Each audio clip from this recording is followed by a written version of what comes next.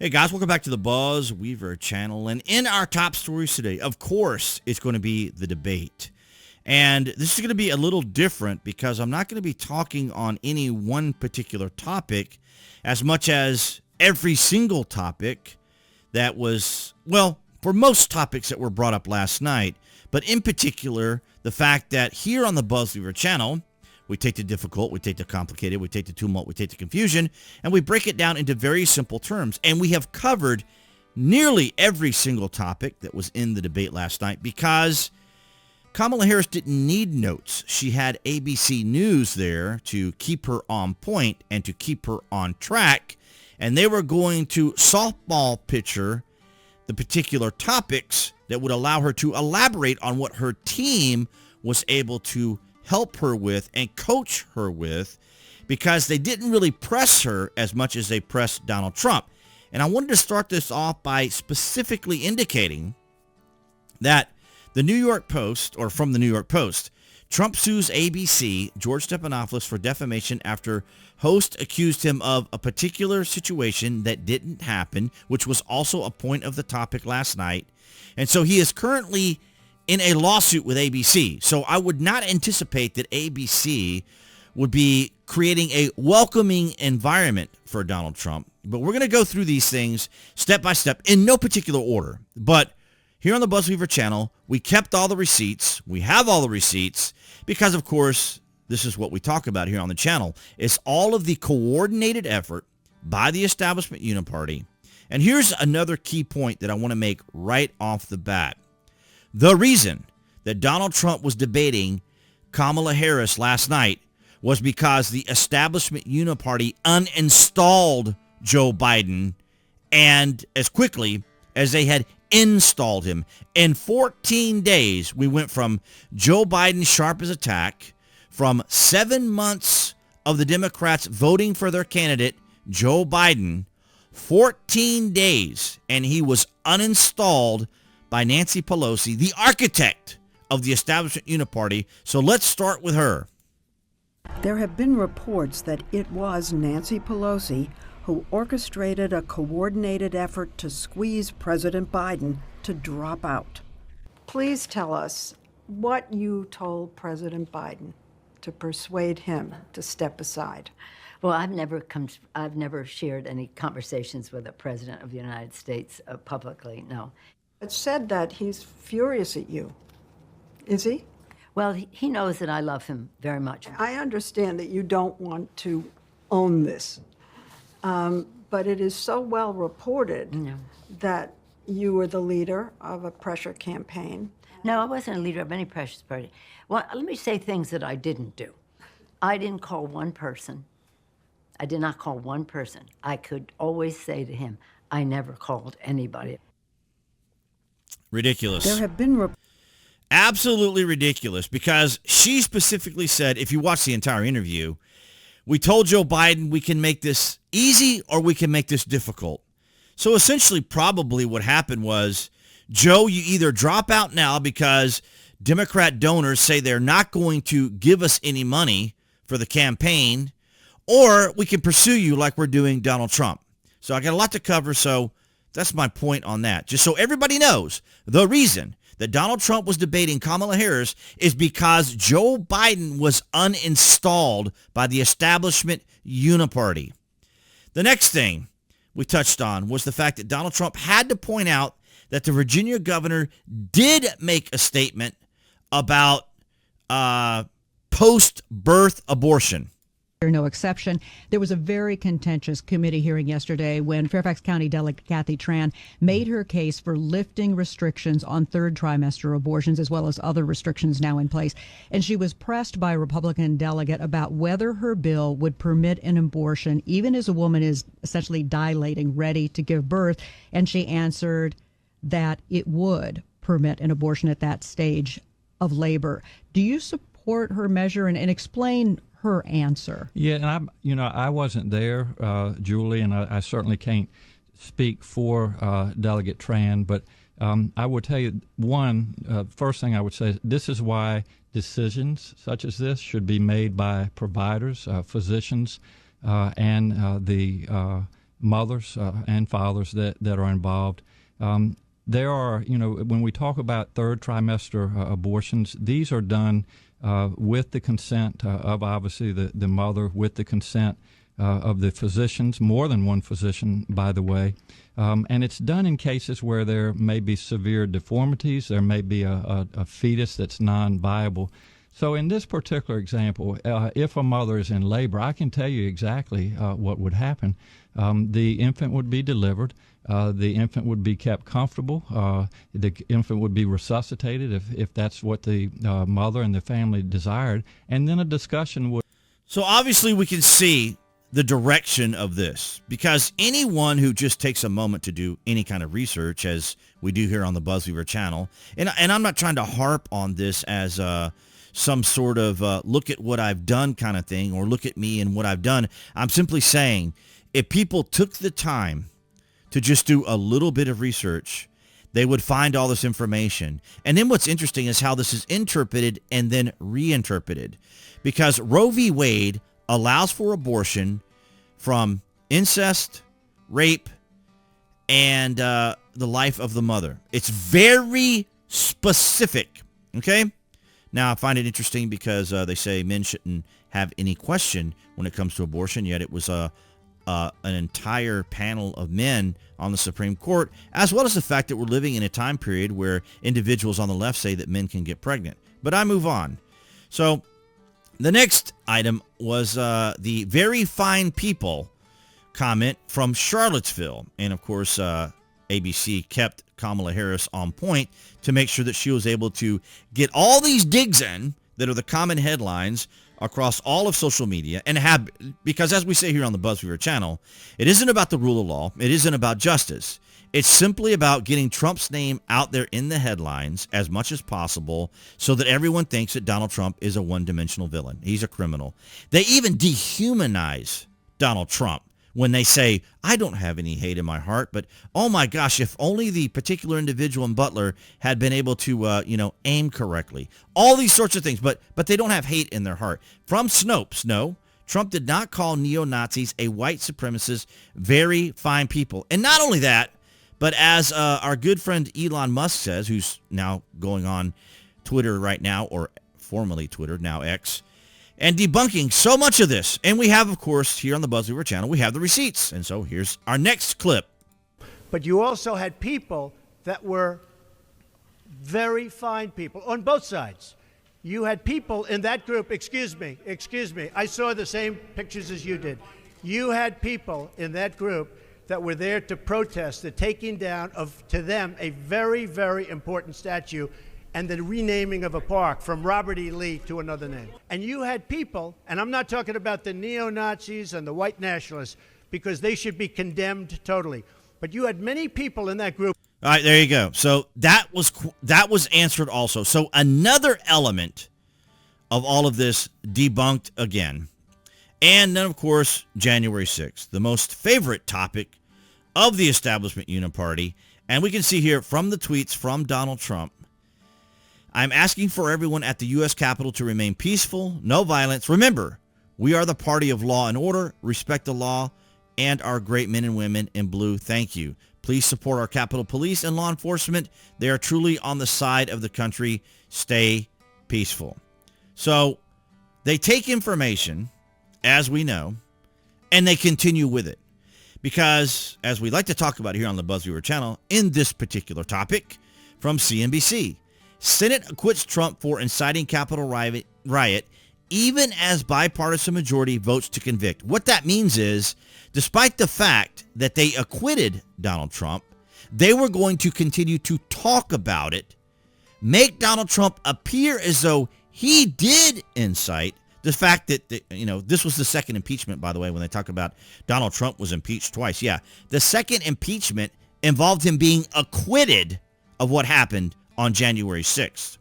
So they take information in a generalized form like Kamala Harris did last night, softball the questions to her, line it up like a bunch of bowling pins, and let her knock everything down point by point by point. Because if you listen to everything she said last night, as she was going around and dancing around certain questions they gave her, she stuck in every possible mantra that the Establishment Uni-party, the coordinated effort by Democrats and the mainstream media have against Donald Trump. It's all there.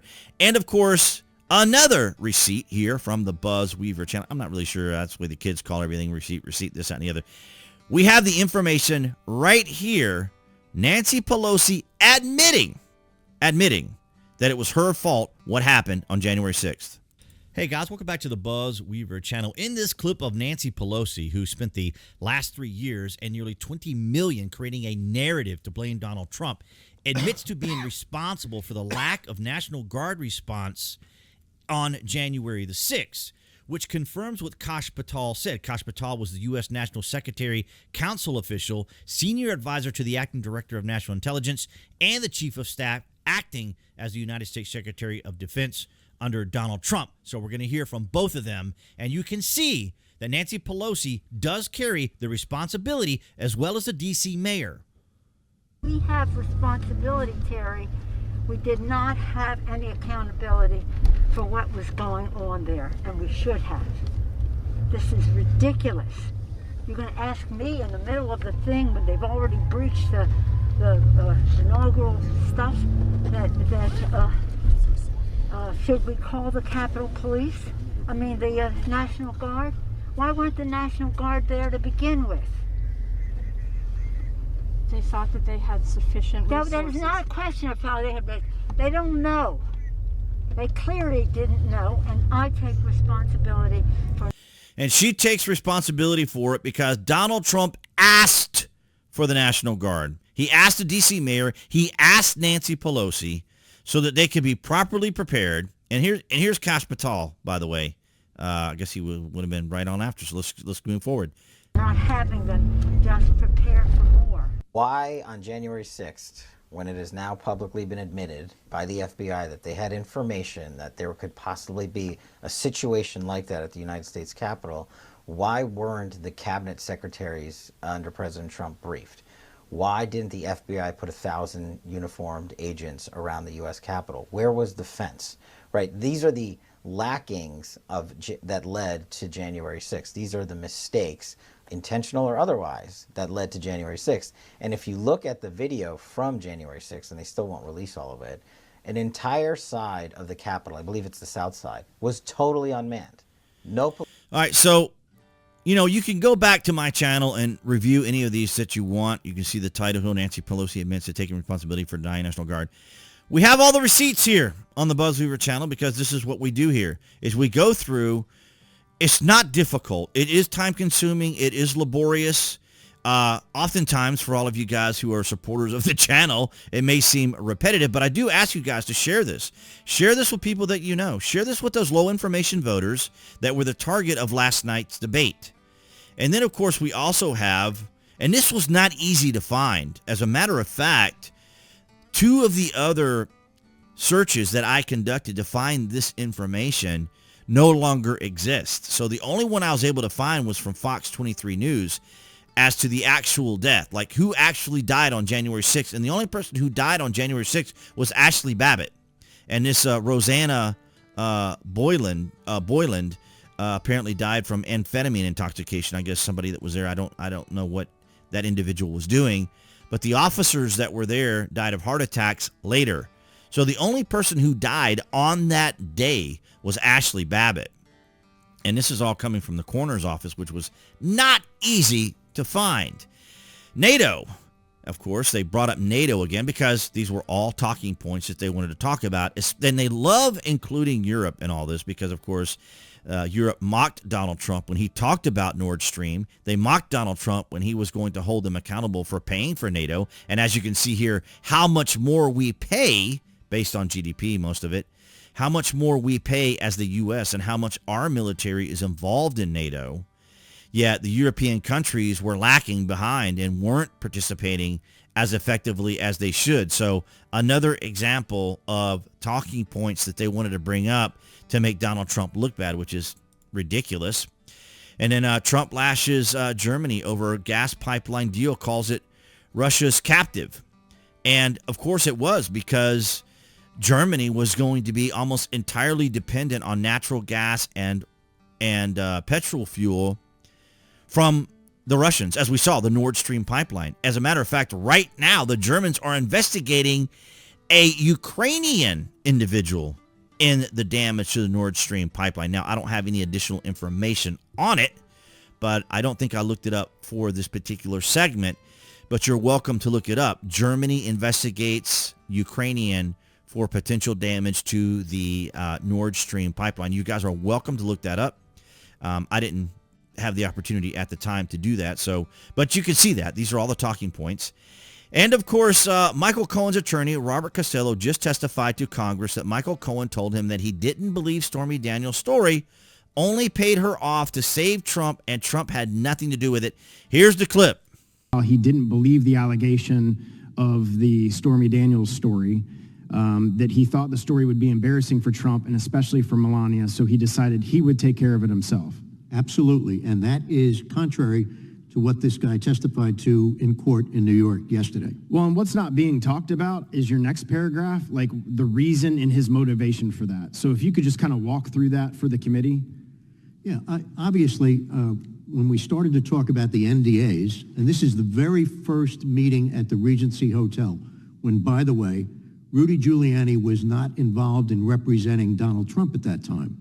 Cohen testified that it was a conspiracy between Giuliani and Costello as of this date. Totally false. In any event, he also said that he didn't discuss the Stormy Daniels matter with us, and he certainly did. I specifically asked him because he kept on going back saying, I can't believe they're trying to put me in jail for these NDAs. So I said, Michael, tell me about the NDA. Tell me about Stormy Daniels. What did you do?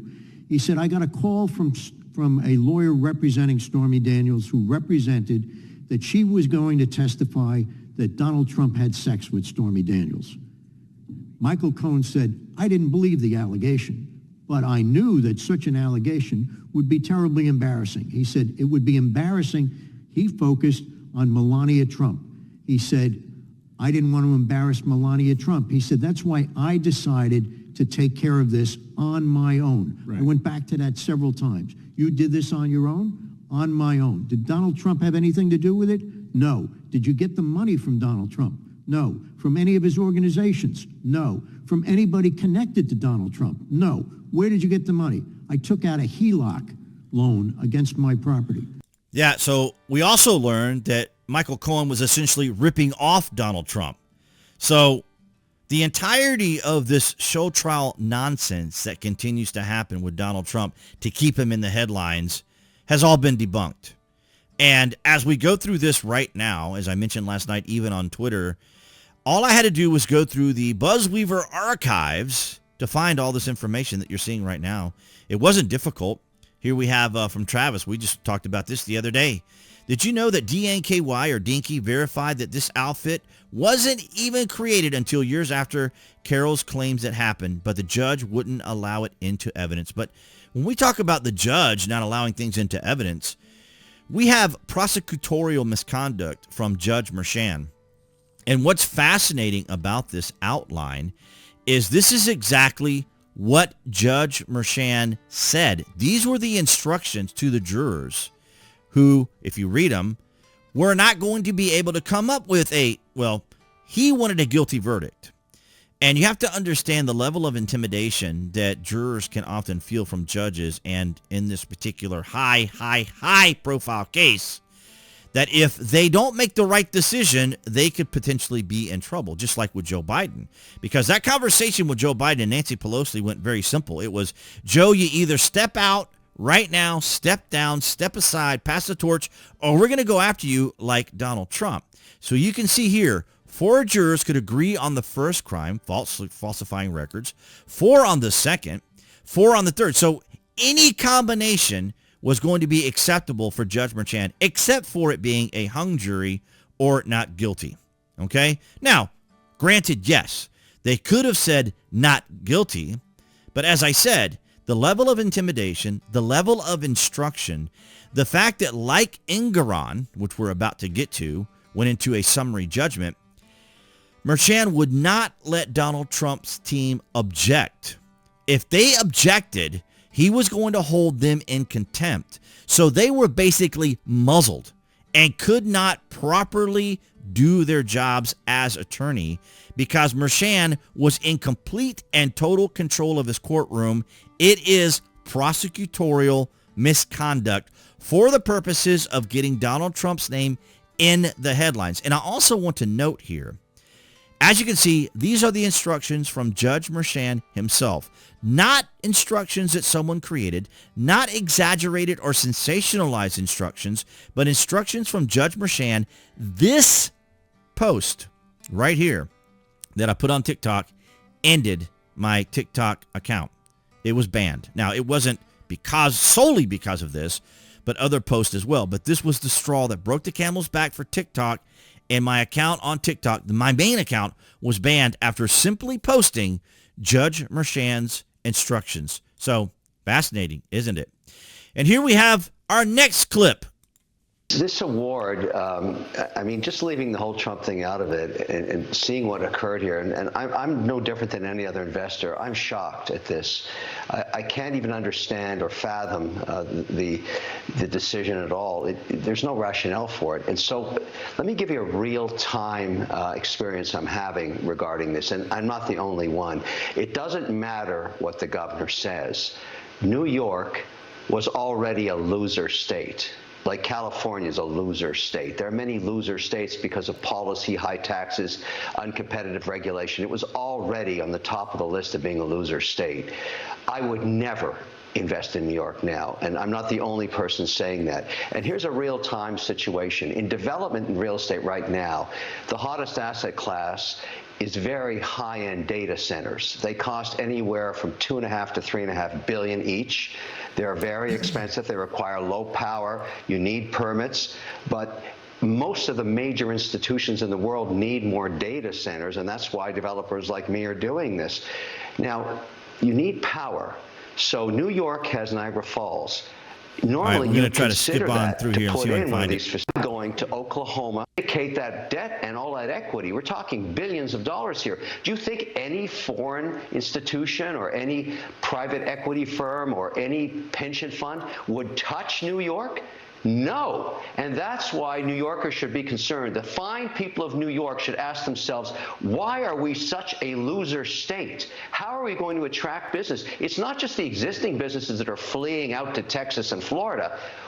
So basically, I apologize for not having it prepped entirely on the point, but O'Leary goes on to say that what Donald Trump did was what every real estate agent does across the world, and that is to show their assets in a positive light. So when Donald Trump was asking for the loan from Deutsche Bank, it wasn't like he was talking to some person at a yard sale where he was trying to defraud someone. This is Deutsche Bank. They're going to do their due diligence. They're not going to offer Donald Trump $250 million, $500 million, or $500 million because he said so. They're going to do their due diligence. They're going to talk him down. They're going to say, no, we don't think your assets are worth that much. We'll give you half. So he's basically showing or outlining here and all this other stuff, especially when it comes to New York and California, that Hochul had to come out. The governor of New York had to come out to pacify all the businesses and industries, like he's saying here, that want to come to New York or California.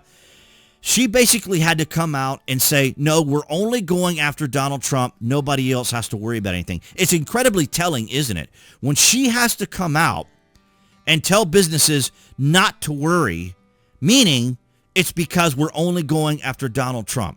Absolutely extraordinary. But I have other videos of Kevin O'Leary basically outlining that, because he went across all the mainstream media, not just Fox Business. He went on everybody saying Donald Trump did exactly what every real estate agent does. And by the way, the loan was paid. Donald Trump paid the loan. No one, the banks, the contractors, the insurers, no one filed a complaint about fraud. No one felt defrauded. Engoron went and found an old retail statue on price gouging to use against Donald Trump. It's absolutely ridiculous. I just thought this was kind of amusing that they were using forced perspective during the debate last night. Excuse me, guys. And and so you see the person from ABC News here standing next to the podiums on near him, so they can displace the forced perspective that was used last night. But it's something I just wanted to bring up. And then of course we have Taylor Swift here, the Swifties. I mean, like we're talking like 15 minutes after the debate. These posts from Taylor Swift and the Swifties and everybody else were all posting that Taylor Swift was backing Kamala Harris. And of course, in each of these, as many as I could, I pointed out everything that we're talking about here in the video, but more specifically, the reason that Taylor Swift is backing Kamala Harris is because Joe Biden was uninstalled. The man that people spent the last 7 months in primary voting, or were voting for him in the primary, was uninstalled. He was removed in a matter of 14 days. That's how fast the Establishment Uni-party can work. That's how effective the Establishment Uni-party can be. Now imagine if the Establishment Uni-party did things to help the American people as opposed to helping themselves. And we've talked about this many times in the Molly Ball article from Time Magazine about how they put together a shadow campaign. I would argue there's a shadow campaign 2.0 going on right now. And it's so obvious that the establishment media doesn't even try to hold it back, because going back to Nancy Pelosi, we see it. And we covered this just the other day. Taylor Swift could save Joe Biden in 2024. No, seriously. So MSNBC goes on to opine about the fact that they could bring in Taylor Swift and her Swifties to try to get Joe Biden across the line. But it would not have worked, because obviously there's no more Joe Biden, as Donald Trump said last night. Very key points. Where's our president? Where's Joe Biden? What is he doing? And not only that, but as everyone should be saying, common sense people should be saying, all these talking points that were brought up by Kamala Harris that were debunked, and then those that she's bringing up that she says she's going to do as president, she had 3 years to do that. She had 3.5 years for that to happen. But some people would like to say, oh, it's because Joe Biden was... No, it's because the Establishment Uni-party is running the country. That's why Joe Biden wouldn't be able to do it. And that's why Kamala Harris wasn't able to do it. And that's why Kamala Harris won't be able to do it, because it will be the Establishment Uni-party that will be in control. This is why they go after Donald Trump. The Establishment Uni-party uninstalled Joe Biden. He caved to them. Because, as I said, the conversation was very simple. Joe, you either stand aside or we're going to go after you like we're going after Donald Trump. He caved like any other politician would do. Like all the politicians you see that resign, they come up with these waxing speeches about why they have to resign for this reason or that and the other. It's because the Establishment Uni-party told them, either you do this or we will destroy you.